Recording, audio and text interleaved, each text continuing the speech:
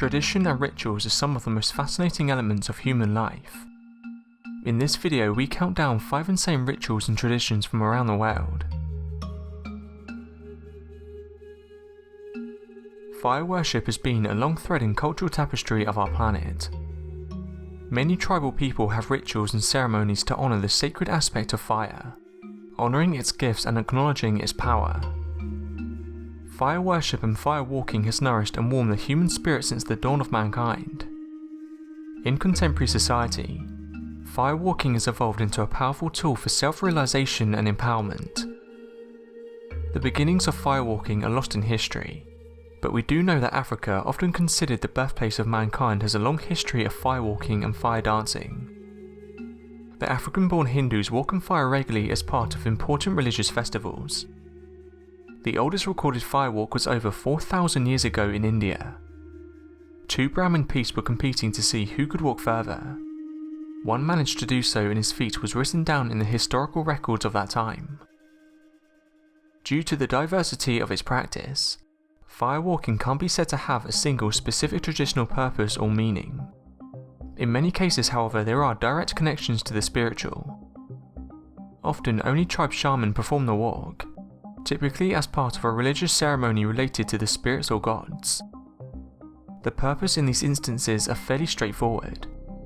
The shaman walking on fire without being hurt is a clear demonstration that supernatural or divine forces are indeed at play. It reinforces the tribe's belief system and connects its members to the power that shaped their world. The Sundance is the predominant tribal ceremony of Great Plains, India, although it's being practiced by numerous tribes today as prayer for life, world renewal and thanksgiving.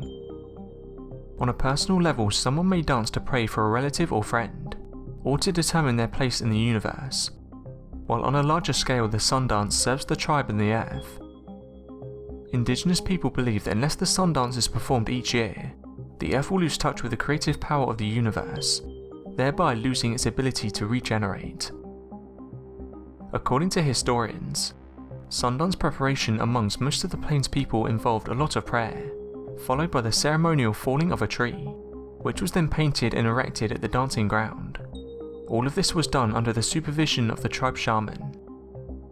Offerings were made to show respect for the Great Spirit. The Sundance itself lasted for several days, during which time the dancers abstained from food. On the first day prior to beginning the dance, participants often spent some time in a sweat lodge and painted their bodies with a variety of colours. Dancers circled the pole to the beat of drums, bells and sacred chants. The skin on the chest of the participants is pierced with a skewer, and the rope connects the skewer to a pole which represents the tree of life. The participants then move back and forth to try and break free from the skewer. This dance may take several hours before it's completed. The Sundance was outlawed in the latter part of the 19th century, partly because certain tribes inflicted self-torture as part of the ceremony, which settlers found gruesome, and partially as part of a grand attempt to westernize Indians by forbidding them to engage in their ceremonies and speak their language. Sometimes the dance was performed when reservation agents were lax and chose to look the other way, but as a rule younger generations were not being introduced to the Sundance, and other sacred rituals and a rich cultural heritage was becoming extinct. Then in the 1930s, the Sundance was relearned and practiced once again. In the 1950s, Canada lifted its prohibition against native spiritual practices such as the Sundance. However, it wasn't until the late 1970s that the Sundance became legal again in the United States, with the passage of the American Indian Religious Freedom Act in 1978, which was intended to preserve the cultural and spiritual legacy of the native peoples. The Sundance once more was legally permitted in the US. Among the different types of journey that people undertake, there are also those of a spiritual nature. Some of those trips we do in our lives are purely for pleasure. Some are meant to make us stronger, sometimes we travel to explore and learn, and in all these undertakings we grow and become wiser. There's a lot we can learn from the land that surrounds us, and the best way to acquire that knowledge is by travelling and experiencing. This ancient Aboriginal initiation ritual involves exactly this, a long spiritual hike across the indigenous land.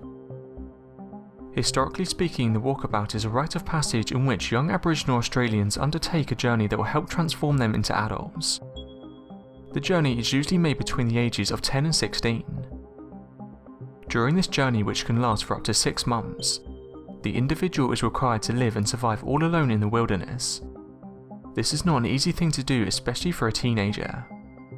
This is why those who have proven themselves mentally and physically ready are allowed to proceed with the Walkabout. Only the elders of the group decide whether it's time or not the child can do it. The children are not completely unprepared for the journey. During the years before the Walkabout, the elders instruct them and give them advice about the ceremony, and adult life in general. They have been passed the secrets of the tribe and the knowledge about their world. Those who are initiated in the Walkabout are also decorated with body paints and ornaments. Sometimes they're marked with a permanent symbol on their body. In some cases, a tooth is removed from the mouth, or the nose or ears are pierced. Traditional Walkabout clothing only includes a simple loincloth, and nothing more. During a Walkabout, a young person can sometimes travel a distance of over 1,000 miles. In order to survive this long walk, the individual in the Walkabout must be able to make their own shelter, and must be capable of obtaining food and water for themselves. That means he needs to hunt and catch fish and also recognise and utilise edible and healing plants. In its essence, this important Aboriginal ritual is the ultimate survival test that a young person should pass in order to enter adulthood. Bungee jumping seems rather tame when compared to the men who live in Vanuatu, a small island nation in the middle of the South Pacific. Here the men take place in a yearly harvest ritual called LAN Diving. Around April or May, villagers will build wooden towers reaching heights of 100 feet or more. After the tower is completed, a few men will volunteer to scale it. The men then tie a vine first on the platform on the tower and then around their ankles. Summoning all the courage they have, the men dive from the platform head first. The divers reach speeds of up to 45 miles per hour as they plummet to the ground. The goal of the jump is to land close enough to the ground that the diver's shoulders touch the ground. Any miscalculation on the length of the vine means either serious injury or death. Land diving here goes back nearly 15 centuries. The ritual is a sacrifice to their gods to ensure a bountiful yam crop.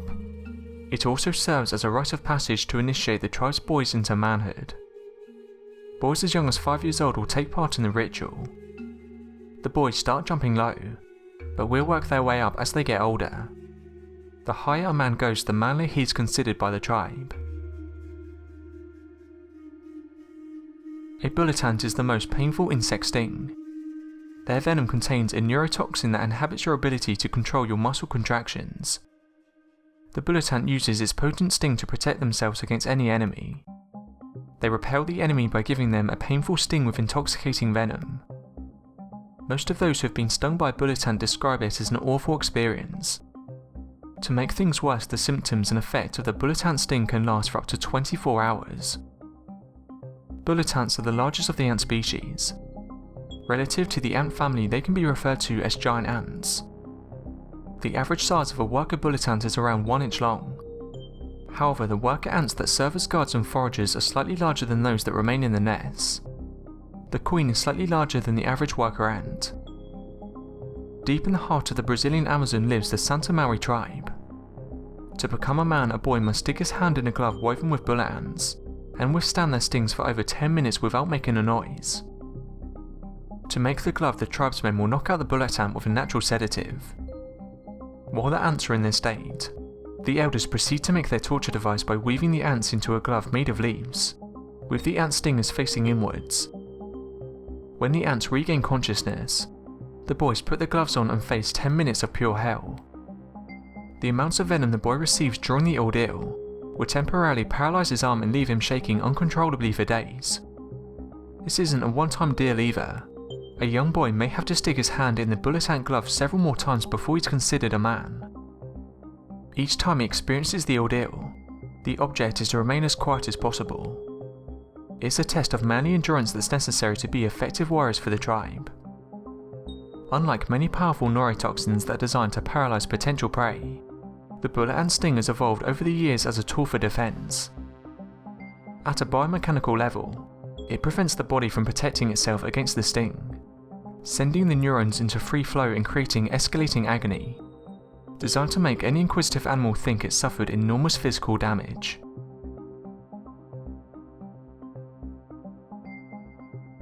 So that was 5 insane rituals.